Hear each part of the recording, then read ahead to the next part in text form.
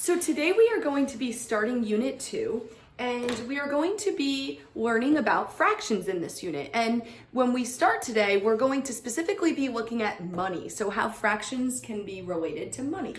Okay, but before we get talking about the money, I just want to call your attention to this. When I think of fractions, and this is kind of weird, I'm going to draw blood. It's kind of like a Halloween leftover. When I think of fractions, a lot of times I think about what something is cut into, okay? And so we'll talk about this as we go, but it seems weird, it seems like Halloweenish, but thinking about what things are cut into helps me understand fractions better. So let's look at a dollar first, okay? So we've got this beautiful dollar, okay? There's George Washington. Wonderful. Okay, so $1. Okay, and $1 is just that. It is a whole. Okay, so I can just write that as a big one whole. Okay, but then you can also think about what it's cut into. Because what if I was talking about, are there any other ways to make a dollar besides just this whole dollar? Well, wait a minute. I could make a dollar a couple different ways. What about if I used pennies? How many pennies make a dollar? Oh, 100 pennies. 100 pennies make a dollar. So a dollar is worth 1 penny, 2 penny, 3 penny, 4 penny, 5 penny, 6 penny, 7 penny, 8 penny, 9 penny, 10 penny, 10, 20, 30, 40, 50, 60, 70, 80, 90, 100, 100 pennies. If you have 100 out of, and that's another, sometimes I read the fraction bar as this, if you have 100 out of 100, well then you have a dollar. Okay, you can do it with dimes. What if you have 10 dimes? 10, 20, 30, 40, 50, 60, 70, 80, 90, 100. If you have 10 out of 10, then you also have 100, okay? Another way we can read money is with decimals. So we can say that it's 1, but with no tenths and no hundredths, so with no extra. So just one whole. Okay, there's other ways we can even read it if you think about, but we'll talk about more. So these are just a few to get us started. Now let's look at a $50. We don't use that as much, but it is a coin. Okay, it's a big coin. It's bigger than a quarter in size and in amount. Okay, and it is worth just that, $50. So if $1 is a whole, then a $50 is half. Okay? And like I said, it's worth 50 cents.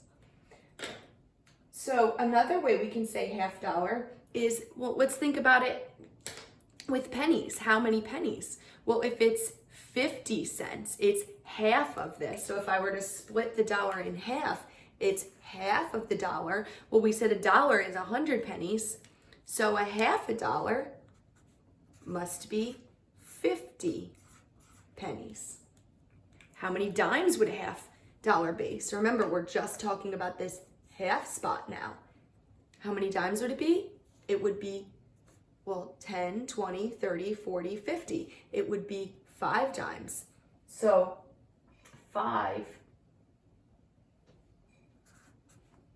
out of 10. Let's talk about decimals, because that's what we looked at next. Are there any holes in a half? No, there's no holes. And then there's 5 tenths, like we just said, 5 tenths, 5 in the 10th spot. And then we have no hundredths, okay? So what we're looking at, boys and girls, when we go through all of these, you see me putting a lot of equal signs, right? And so in fractions, hopefully this is a reminder, and you've heard this before, equal signs are telling us that we can make equivalent fractions. Fractions that are cut differently but worth the same amount. So this was cut into 100 pieces and this was cut into 10 pieces. But if you have 100 out of 100 or 10 out of 10, you have the same amount. And that is why we're using the equal sign, okay? So let's go ahead and look at quarters, okay? Quarters, a little bit smaller, and it's worth 25 cents. Okay, so now let's go ahead and think about, if I'm looking at a dollar, going back to a dollar, it's not worth half of a dollar. 1/4, it actually says it, 1/4 is worth, let me put it in the right color, it is worth 1/4. Another way to say 1/4 is 1/4, okay? Or 1 out of 4 pieces. So if I'm looking at the dollar, now I'm just talking about this part right here. 1 piece out of 1, 2, 3, 4 pieces. Okay, so that is a quarter. Let's look at some equivalent pieces. Now if I wanted to say how many, so now I'm just looking at this part here, this little box. How many pennies is a quarter? Some of you might even think back to what you know. Well, it's 25 cents. That means it's 25 pennies, or 25 out of 100. Okay? And now let's go ahead and think about decimals. So it's no whole. There's no hole in a quarter. You need 4 of them to have a hole. So it's no hole. It's 2/10 and 5/100. And really what that is, when you think about that, and that's place value, when you think about the tenths spot and the hundredths spot, it's 2/10, so that's worth 20 cents, and it's 5/100, and that's worth 5 cents. And so 20 cents and 5 cents together is no hole and 25 cents. Okay, let's go ahead and look at a dime. So a dime, now we're getting really small here, 10 cents, okay? And let's write some equivalent fractions for that. So 10 cents, a dime is 1/10 of a dollar. In order to get a dollar, you would need 10 of them, okay? So a dime is 1/10 of a dollar. How many pennies is it? So how many out of 100? It's 10 out of 100. So it's 10, remember I said sometimes I use the word out of 100, or 10 cut into 100 pieces. And let's go ahead and write a decimal. So a dime, if you have a dime in your pocket, you don't have any whole dollars, you have 1/10, 1/10, and no extra hundredths. Okay, so that's why a dime is written as 10 cents. Okay, a nickel.